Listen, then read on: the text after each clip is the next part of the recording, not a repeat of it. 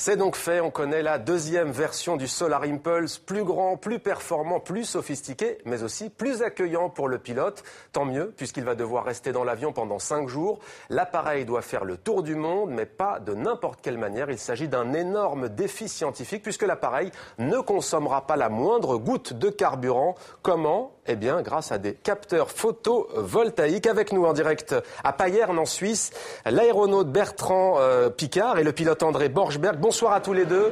Merci d'être avec nous sur bonsoir. TV5 Monde. Vous êtes les fondateurs de Solar Impulse. Alors, en quoi cet avion est-il extraordinaire? Bertrand Piccard, peut-être d'abord?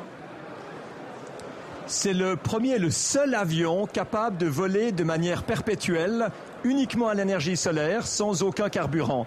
Et notre but est de montrer comme ça ce qu'on peut accomplir comme chose incroyable, avec de l'esprit pionnier, avec des technologies propres, avec des énergies renouvelables, parce que c'est finalement de ça qu'on a besoin pour avoir une meilleure qualité de vie sur notre planète.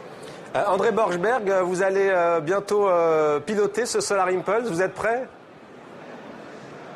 Écoutez, prêt, certainement, de par l'émotion que l'on a en voyant cet avion. Il faudra encore 4 semaines pour faire des tests au sol. Et le premier vol est prévu à la mi-mai. Ce sera fait par contre par le pilote d'essai qui vraiment fait le lien entre l'avion et les ingénieurs si des modifications sont nécessaires. Et ensuite, nous prendrons les commandes certainement en juin, juillet pour faire l'entraînement pour le Tour du Monde l'année prochaine. Alors on regarde ça avec beaucoup d'envie, c'est impressionnant. Question à l'un de vous deux, est-ce qu'un jour on aura la chance de voler dans un avion solaire ? Alors je serais fou de répondre oui et idiot de répondre non. Parce que c'est sûr qu'aujourd'hui, on n'a pas les technologies pour le faire, mais les frères Wright ne l'avaient pas non plus il y a 100 ans quand ils ont fait leur tout premier avion. Tout le monde croyait que ce serait impossible. Pourtant, leur avion a volé et 50 ans après, il y avait 200 passagers qui traversaient l'Atlantique. Donc on voit bien que l'œuvre de pionnier, c'est ce que nous faisons ici, mais nous ne sommes pas des industriels. C'est les industriels qui ensuite développeront notre invention pour aller plus loin. Alors quels sont les principaux défis que pose Solar Impulse ?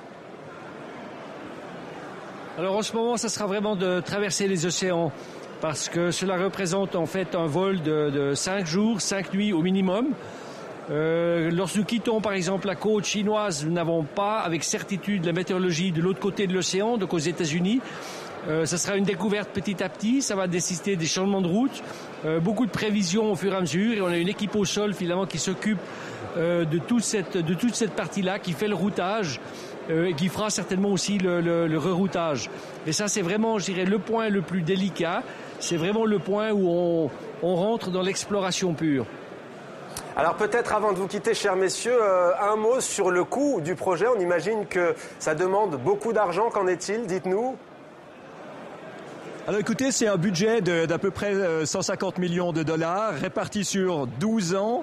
C'est en fait de l'argent de sponsoring de grands partenaires qui amènent cet argent de communication et de marketing pour l'utiliser en tant que développement technologique, payer des ingénieurs, donner du travail à une centaine de personnes pendant des années pour avoir le résultat qui est là et puis promouvoir comme ça les technologies propres dont le monde a tellement besoin. Donc finalement, c'est vraiment une situation gagnant-gagnant entre nos partenaires, entre le citoyen qui pourra utiliser ces technologies et puis Solar Impulse qui peut démontrer qu'elles sont possibles et qu'elles existent. Merci Bertrand Piccard, merci André Borschberg. Je rappelle que vous êtes les deux fondateurs de Solar Impulse et on souhaite un excellent vol donc à Solar Impulse 2. Merci à vous.